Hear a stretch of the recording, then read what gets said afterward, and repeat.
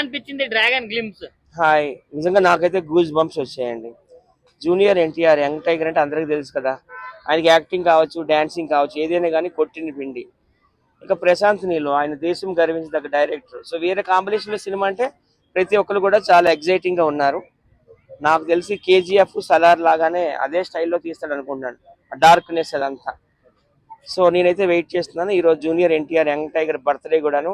Happy birthday to you young tiger. అంటే looks ఎలా అనిపించాయి అన్న గ్లిమ్స్ లో? బాగుంది, కథకు తగ్గట్టుగా డిజైన్ చేశారు అదంతా కూడాను. నేనైతే వెయిట్ చేస్తున్నాను ఆ సినిమా కోసం. ఓకే. అంటే చాలా మంది సలార్ లానే ఉంది, మళ్ళీ దీనికి ఎన్టీఆర్ ని పెట్టి తీయాల్సిన అవసరం ఏందని కొంతమంది నెగిటివ్ గా చెప్తున్నారు. దాని గురించి ఏమి? అంటే డార్క్నెస్ లో ఉన్నది స్టోరీ అంతా, అలాగని సలార్ స్టోరీ అనుకోలేం కదా, కేజీఎఫ్ స్టోరీ అనుకోలేం కదా. స్క్రీన్ ప్లే స్టోరీ అన్ని కూడా మారుతాయి. ఆ సినిమాని మళ్ళీ ఎందుకు తీస్తారు ఇన్ని వందల కోట్లు ఖర్చు పెట్టి చెప్పండి. ఈ సినిమా స్టోరీ వేరు, ఆ సినిమా స్టోరీ వేరు. కాకపోతే ఆయన స్టైల్ అట్లా ఉంటుంది అనమాట, ఒక్కొక్క స్టైల్ ఒకలా ఉంటుంది. ప్రశాంత్ నీల్ స్టైల్ ఏంటంటే అంత చీకట్లో ఎక్కువ షూటింగ్ జరుగుతుంటుంది, నైట్ టైంలో అనుకోవచ్చు, డార్క్నెస్లో అనుకోవచ్చు. సో ఇంకా వీళ్ళిద్దరు కాంబినేషన్ అంటే చెదగొడతారని నేనైతే అనుకుంటున్నా. అంటే చాలా మంది ఆఫ్లైన్ లుక్ చూసి ఎన్టీఆర్ అన్నకి ఏమైంది, ఏం రోగం వచ్చిందని కూడా మాటలు చెప్పారు. సో వాళ్ళందరికి ఇప్పుడు రాడ్ దిగినట్టేనా? లేదు లేదు, ఆయన సంపూర్ణ ఆరోగ్యంతో ఉన్నారు.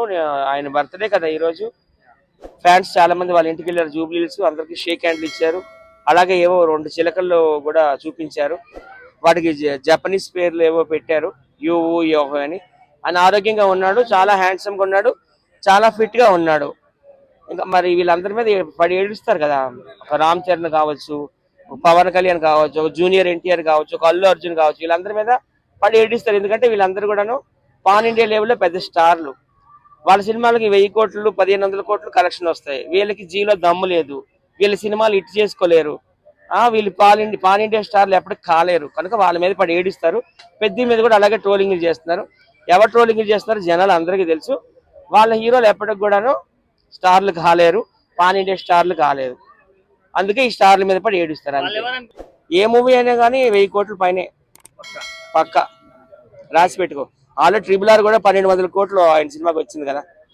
ఈ సినిమా అయితే మాత్రం 1000 కోట్ల పైనే. మరి పెద్ద ట్రైలర్ లో ఈ గ్లిమ్స్ లో రెండిట్లో కంపేర్ చేస్తే ఏది మీకు ఎక్కువ నచ్చింది? రెండు బాగున్నాయి. నీకు కుడి కన్ను బాగుందా ఎడ కన్ను బాగుందా అంటే ఏం చెప్తావు? 2 కళ్ళు బాగున్నాయి. ఎందుకంటే రామ్ చరణ్ కూడా, ఆయన కూడా పులి, ఈయన కూడా ఒక పులి, ఈయన కూడా ఒక పులి. బుచ్చిబాబు ఆయన చాలా మంచి డైరెక్టర్. ప్రశాంత్ నీల్ ఈయన కూడా, ప్రశాంత్ నీల్ మన తెలుగువాడే, చిత్తూరు జిల్లా, ఆయన ఏం కన్నడిగా కాదు, బెంగళూరు షిఫ్ట్ అయిపోయాడు కానీ. సో 2 సినిమాలు కూడా ఆల్ ది వెరీ బెస్ట్. ఎవరి స్టైల్ వాళ్ళది, ఒక హీరోకి మనం కంపేర్ చేయలేమండి, ఎందుకంటే ఎవరి స్టైల్ వాళ్ళదే. ఎందుకంటే ఇప్పుడు రామ్ చరణ్ ఉన్నాడంటే ఆయన ఒక మగధీర, ఒక రంగస్థలం, డిఫరెంట్ సినిమాలు. జూనియర్ ఎన్టీఆర్ కూడా డిఫరెంట్ సినిమాలు. మొన్న బాలీవుడ్ కూడా మంచి హిట్ కొట్టాడు కదా, వార్ 2. అలాగే RRR లో కూడా అసలు ఎంత బాగా చేశాడండి ఆ క్యారెక్టర్.